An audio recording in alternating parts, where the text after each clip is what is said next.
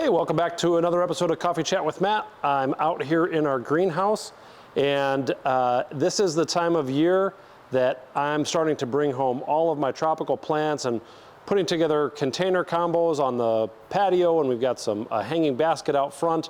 I love to plant annuals in the ground, and if you've ever been to our greenhouse or some of the larger greenhouses around, you may get a little overwhelmed at the selection of annual plants. And since we're pulling plants from a wide variety of areas and things that are, in the case of annuals, indigenous to all sorts of tropical locales, there's a lot to choose from and a lot to see. So I thought I'd walk through the greenhouse, show you some of my favorite annuals, some of my favorite tropical plants. Some of these things are true annuals and are going to die at the end of the year. Some things are tropical plants that can actually be brought indoors for the winter and then put back out in the following spring, like this plumbago here, which I'm not going to talk about because I already talked about plumbago on a previous talk. But I did want to mention some of the agapanthus over here because they're one of the easiest annual kind of tropical plants to grow. These will definitely overwinter in the house. Agapanthus also goes by the name of lily of the Nile. There's all different types of agapanthus. This one happens to be one of the smaller ones right here. This is called Queen Anne. It's only going to get about 24 inches tall. And it's going to have bright blue or purpley blue flowers. It's going to look like a little kind of a golf ball array or fireworks array of really pretty blue or purple flowers. There's also some white ones on the market.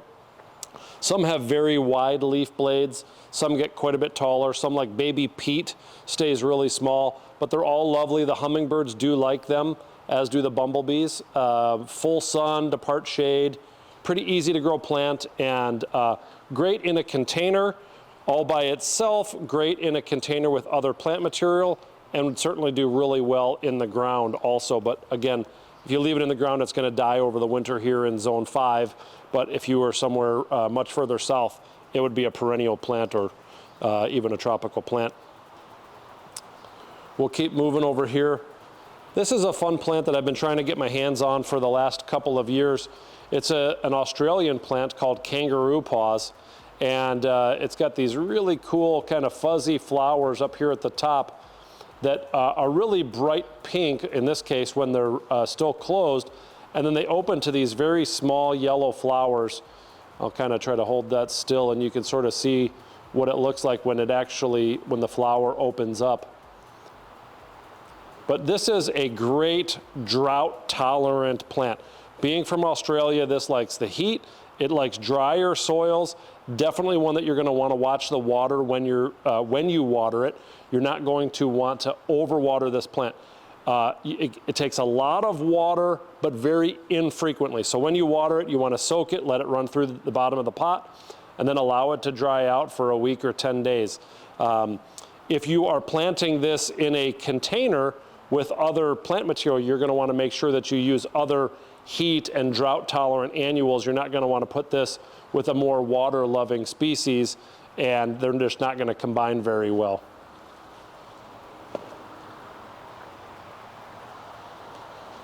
All right, we'll keep moving over here. I don't know exactly why, but I have always loved ageratum. Ever since I first started in the business, I thought ageratum just had a really unique flower. I suppose I like the color, that kind of bluey purple color is nice. It's not a real dark, vibrant purple. It's more of a blue. It has these little fuzzy flowers on there. The bumblebees like it. It's just a really neat little plant. This one happens to be a more upright variety than others, but you know, it's got a lot of color and beautiful little plant. So I like those. A lot of people don't think about impatiens for the sun, but they will do very well in the sun if you use one of these types of varieties, which are called Sunpatiens. They come in just about every color imaginable. These are great in mixed containers. They're great in hanging baskets. They're great in the ground. So you could use them for just about any scenario. They make a wonderful border plant. Depending upon the variety, they're going to get anywhere from about 6 to 8 inches tall for some of the shorter varieties, up to about 18 inches tall for some of your larger varieties. But Sunpatiens are really heavy bloomers, really easy to grow plants. They do benefit from fertilization. I don't normally or frequently talk about fertilization, but as you kind of look around the greenhouse here, or you see our big, beautiful hanging baskets like this gorgeous petunia basket here, if you want your basket to look like that all summer long, you have to feed your plants. There's no way that this basket, I'm gonna kind of hold that out in front of me. I mean, this thing is massive, and it's loaded, countless petunia flowers on there right now. There's no way for that basket to keep blooming like that unless you feed it. So we use a product called Jack's Petunia Feed. It is a wonderful water-soluble fertilizer. It's really easy to use. There's a scoop in the bucket. So when you buy a bucket of it, it comes with a scoop. It's 1 scoop per gallon of water. You're gonna do that about once every 7 to 10 days on these heavy feeding plants, like your petunia baskets, mixed baskets, you know, some of these larger containers that are on the ground in front of me here. These baskets are going to need a lot of feed. So water them with that fertilizer once every 7 to 10 days, and that will keep them blooming and looking just like this. I've frequently have customers who will say something to me like, oh gosh, I've never fed my plants before, or things like that. I said, try this, let me know. And then they come back, you know, a few months later or the following season, they're like, you were absolutely right. I have never had my baskets bloom that much. I've never had my planters or flowers in the ground that full or have that many flowers like they did last year when I fertilized according to your instructions. So take my advice, feed your plants. You know, I think coleus sort of get a, I don't know, I guess they don't have a bad rep, but you know, sometimes people just get a little bored with coleus, but they're a fantastic plant. They stay colorful all season long. They are not used for their flowers, they're used for their foliage color, but as you can see here, there's really all different shapes, colors, textures, all of that available. This was one of my favorites here, Color Blaze Mini Me Watermelon. Just a fantastic, I used to call these, I don't know if that's really a true name for it, but I've heard them called duck's foot coleus before. But the duck's foot coleus are one of my favorites because they have that really unique texture to it. So they don't have the big leaf of some of these other coleus. They've got this really kind of fine, weird textured leaf. I like that to add a little texture change in the pot. Some of these coleus can get quite tall, 20 to 30, even 40 inches tall. Some of them are going to be much shorter and trailing. Like this one right here, this is one of the more trailing styles of coleus. This is called Chocolate Drop. And you can kind of see it has these long stems that'll kind of hang over the edge of the pot. So this is going to go great in a hanging basket. It's going to go great at the edge of a planter where you can just allow it to cascade over the edge of the pot. Check the tags on these because the coleus are going to, many of them are going to like shade to part sun, but some of them are actually more sun tolerant. So you will find a few of these here that will say sun to shade. You can plant them in a full sun basket or a full sun planter or a full shade planter, and they're going to do really well for you. If you're a fan of hummingbirds, we've got some great plants over here called Agastache. Agastache are also known by the name of, or the family of hyssop plants. And we've got a few different ones here. This is called Arizona Sunset. This one's called Arizona Sandstone. It's got these really unique orangey yellow flowers. The Arizona Sunset is kind of neat. The flower buds are orangey, but the flower opens up to this beautiful kind of white and purple flower. What you can't tell from the camera is that this has a wonderful minty, sort of citrusy, licorice type fragrance to it. So it's good at keeping bugs away, and it's great at attracting the hummingbirds. They love these little sort of deep-throated flowers like you've got here. So I really like the Agastache. There's some great perennial varieties that we carry too that are wonderful for both the hummingbirds and the bumblebees.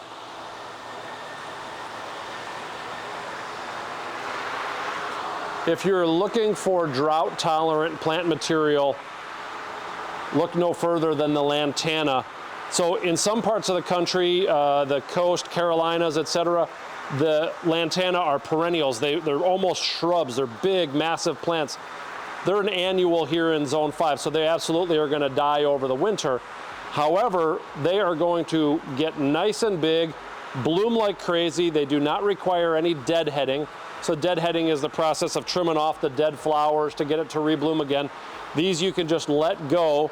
There's all different colors, yellows, oranges, mixed colors, whites.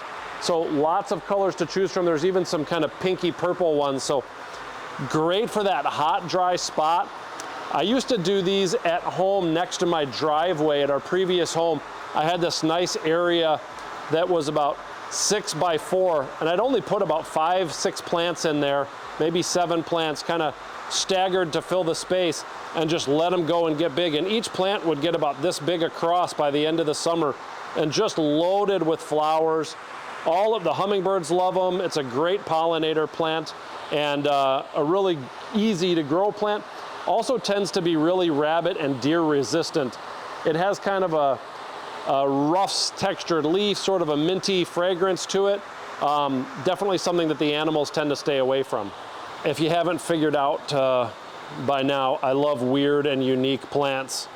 And this white and yellow shrimp plant is definitely one of the more weird looking flowers out there. So it's got this really nice dark green, healthy foliage with these really unique flowers. And this is supposed to be the sort of the part that looks like the shrimp. So they call it a shrimp plant. There's a variety of different shrimp plants. We've got some other ones here, like this is called fruit cocktail. It's another type of shrimp plant. But these things are kind of, a specimen plant. It's gonna go great as the centerpiece of an arrangement. It's gonna go great in a container all by itself.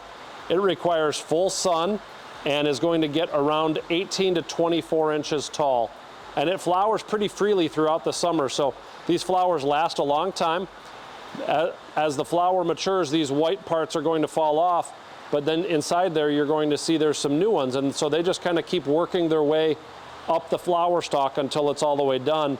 And then you've got all of these other flowers in here that are really just barely forming. So those are gonna go for, several more months. And then, deep inside here, you've got a little tiny baby flower that's just getting started, just a little bud right now. But that will eventually develop into this big formal or big larger flower there. So that's the yellow shrimp plant.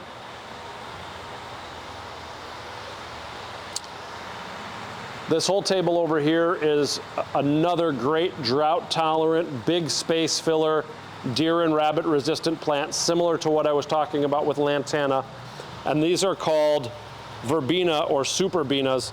There's all different colors available: whites, reds, pinks, purples, coral colors, a lot of options.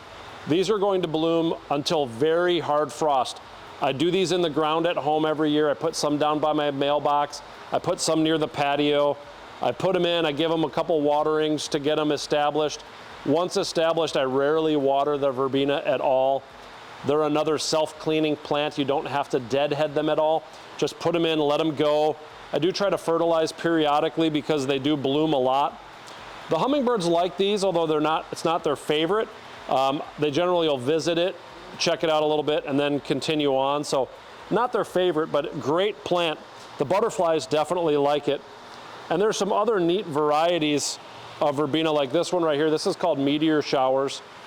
I've got one of these planted at home. This is a type of verbena that the hummingbirds will like a little more. It's got these tiny little purple flowers that make up this little flower ball over here. And the hummingbirds like it, the butterflies like it. It's part of a group called the Verbena bonariensis, which is like a Bolivian verbena. These will reseed themselves a little bit, so I usually will put them in the ground and let them go, and I tend to get some more next year, so sometimes you don't even have to replant them. They'll just come back from seed. So these are great. This variety is going to get around 12 inches tall by 12 inches wide. About 20 inches tall by about 12 inches wide. So nice kind of mounding plant with these beautiful purple flowers. Another great animal resistant plant as well.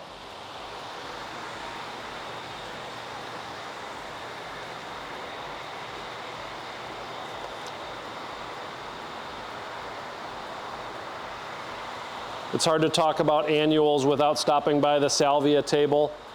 If you've listened to my videos before, you might know that I do a Salvia trial garden at home every year. I bring home about 10 or 12, maybe 15 different varieties of Salvia, and I plant them. I space them out about every 2 or 3 feet in the garden near the patio. I put them in for the hummingbirds, and I love to watch to, see what varieties flower the best, which ones get the biggest, which ones bloom earlier than others, because some will wait a while to bloom, where some will bloom much earlier. So these are some of the many Salvia species and varieties that are out here. I've been a big fan of the Saigoon Lake series right here. These have performed really well for me. This one is called Lake Baikal. It's got this beautiful two-tone purple, so the buds are dark purple, and then the flowers open to a lighter purple flower. This has been a really good free-flowering variety, so just continually blooms really nicely for me at home. The Rockin' Blues over here, this one right here is called Unplugged Blue. It's part of the Rockin' Blues series. That did really well for me last year.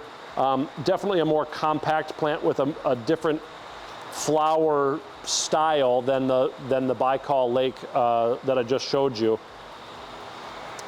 If we go a little bit further down, Saucy Red is a great one for both attracting the hummingbirds and feeding the hummingbirds. It tends to bloom a lot. It's one of the earlier blooming varieties, so that's been a really good one. I do have Amistad at home, which is this really nice dark purple flower with an even darker, almost black, kind of the base of the flower is almost black. So it gives it this really two-tone appearance with the purple and the black. It's a really nice variety. That one did great for me last year. We'll see how it does this year. Bunch of great varieties coming down here. And down at the end is my perennial favorite. It's called Wendy's Wish. It's a fantastic variety with this really nice kind of fuchsia pink flower. Really, really heavy blooming variety. Another one that for whatever reason, it must be a better nectar producer than others, because the hummingbirds really like Wendy's Wish a lot. I would say of all of them, Wendy's Wish is probably my favorite. So, but I do love to mix them up and try some of the new varieties. Another mainstay in my garden every year at home is this Cleome. This one is called Senorita Rosalita. One of the reasons I like this is that this is a sterile Cleome. Some of them reseed themselves like crazy. So you plant it in the ground, you let it go, and next year you've got them coming up everywhere in the garden. This is a sterile variety. I've never had them reseed themselves, so that's really cool. It gets quite tall, 2 to 3 feet high, blooms like crazy with these really nice purple flowers. Looks like little fireworks shooting off. Heavy blooming variety, great purple color. With that 3 to 4 foot size, it's a kind of a showstopper. By the end of the year, mine are like waist high, maybe even a little higher. So this would go great in the ground. It's going to go great as a centerpiece. And if you have a large container, that's going to be a really nice kind of, if you use the filler, thriller, and spiller concept, this is a great thriller. This is a big plant. It's going to give you a lot of unique texture with that star-shaped leaf, as well as those big, beautiful flowers. So pretty much everything that I've talked about so far, all of those plants are sun-loving plants. But not everybody has a full sun. In fact, some of our clientele live in the woods, have very shady locations, or maybe you live in a sunny, wide open area, but you've got a nice shady porch. So we've got some wonderful shade-loving plants. I wanted to point out a couple of the combos in here, because I really think they're beautiful. And it's always a great way to get some inspiration, or you can just buy these hanging baskets like this in this beautiful combo here with this double impatient and this big, beautiful yellow begonia. This would be something that you could just set this right into a pot and just take the basket, the hanger part off, and you're good to go. You could just drop this right in. It's in an 11-inch basket, so it's got plenty of soil to go. Drop it in, let it go, and you've got these beautiful kind of two-tone purple and white, or pinky purple with white. Impatient, along with the big leafed and beautiful yellow variety of begonia here. And if we continue down the line, we've got another big, beautiful begonia. This is one of the, I think these are Bolivian begonias that kind of hang down like this. So they've sort of got a more almost fuchsia-like habit where they hang downward. We've got some dichondra in here, which is this one's called Silver Falls. Dichondra is a fuzzy, kind of soft textured vine that will trail over the edge of a pot or planter. And then you've got some more begonias in the middle with the big red flowers. So great color combination. So these are, again, things that you could just drop right in or leave as a hanging basket as they are. But if you're looking for shade plants, we've got some wonderful options for you. Fuchsia that I mentioned earlier are one of my favorites. This is an upright fuchsia right here. So when I say upright, the plant goes upright, but the flowers kind of dangle over like this. This one is called Gartenmeister. It has green leaves with this bright red midrib. So you get this really neat kind of two-tone purpley red in the veining with the green leaf, and then these beautiful coral colored flowers. It's another great hummingbird plant. This is going to go well in full shade to partial shade. If it gets too much sun, the fuchsias are going to cook. There's some other colors of fuchsias over here. This is a relative of Gartenmeister. This one is called Firecracker. So it has a similar flower.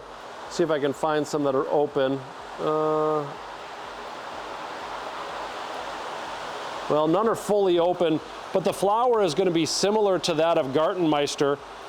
And the leaves are similar, except for they have green and pink, or creamy pink, along with that kind of burgundy midrib. So really neat, colorful foliage, along with that gorgeous flower. So that one's called Firecracker.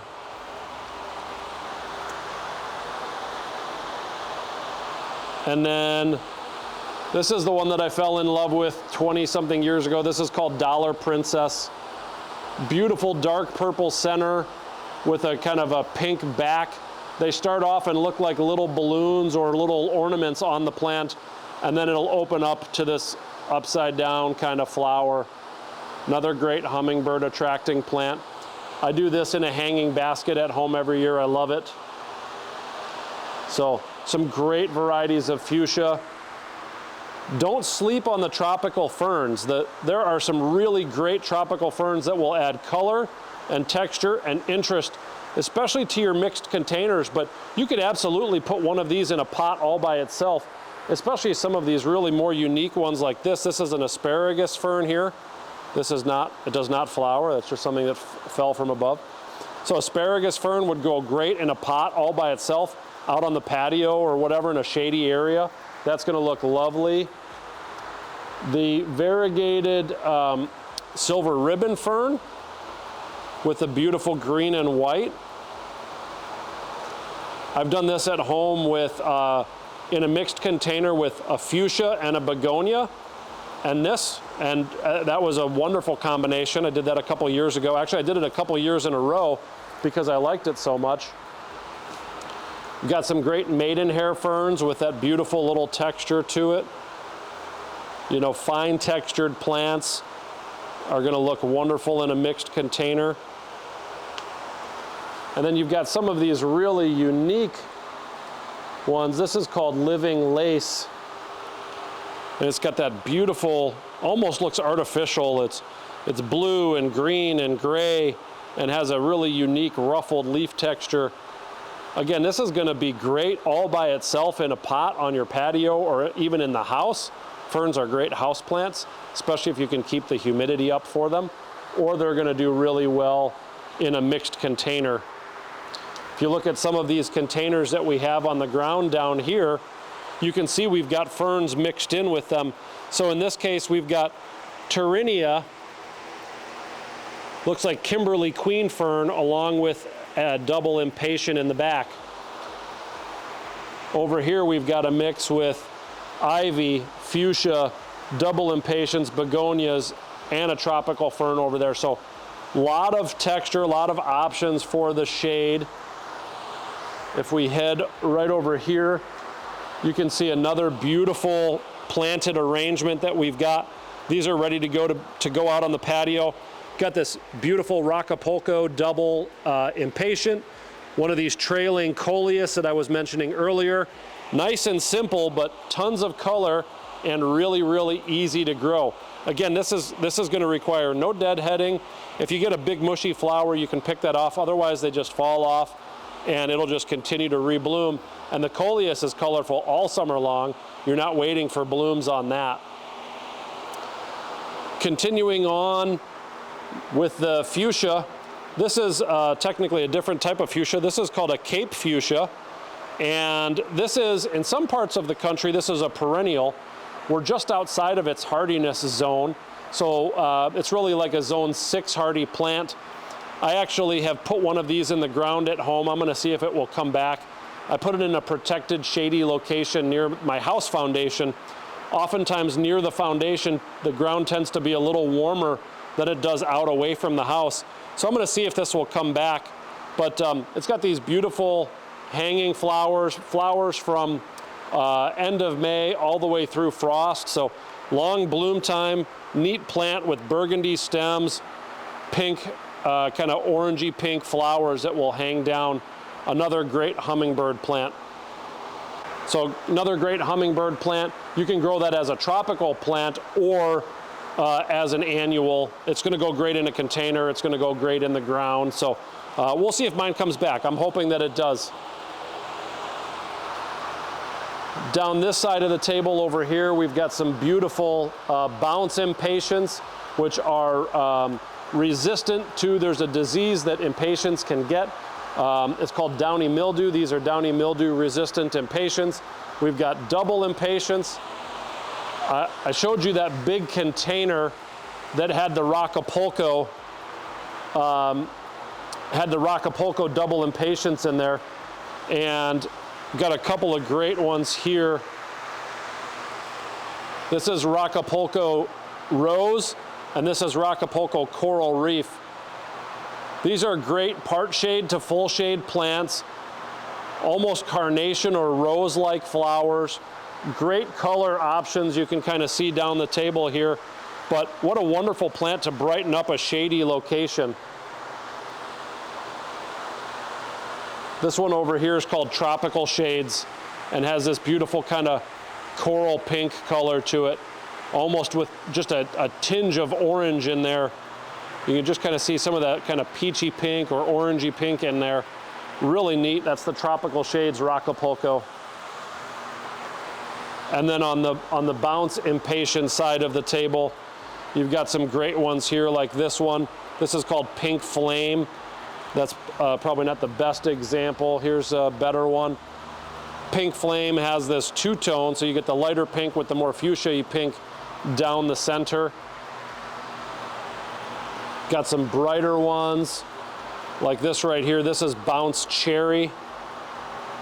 Disease-resistant, hardy, really good shade-loving plants. If you have a water feature, these are gonna do really well. You can actually take them out of the pot, kind of tuck them into some rocks in the water, let the water go splash over them. They're gonna do really well in there. We've got some great foliage plants towards the back over here.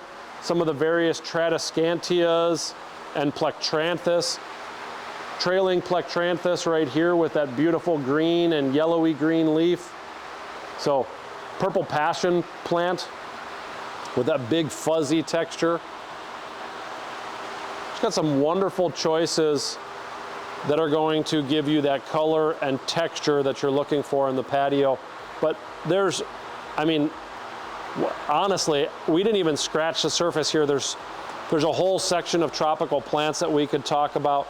We've got a lot of other sun-loving plants in the greenhouse. The tomatoes and vegetables and all of that are going like gangbusters right now. They're looking wonderful. So a lot to choose from. If you're looking for some ideas, come on by. If you're looking for a little help in design, we also have people in the greenhouse who can help you pick through some of these plants and tell you what's going to go well with some of the others. But then, as I mentioned, a great way to do that is just to look at some of the pre-made combos that we have here, whether it's in a pot on the ground or a hanging basket. Look at those pre-made combos and get some ideas for colors and textures, or just what plants might go well with other plants. So I love my tropical plants. I love annuals. I love hanging out on the patio during the summer months, and I think that brightening up the patio with some of these really neat, unique annual and tropical plants is a fun way to hang out on the patio. So I hope you got some good ideas. I hope you get a chance to get outside this weekend, and we'd love to see you here at the Garden Center if you're looking for some new plants.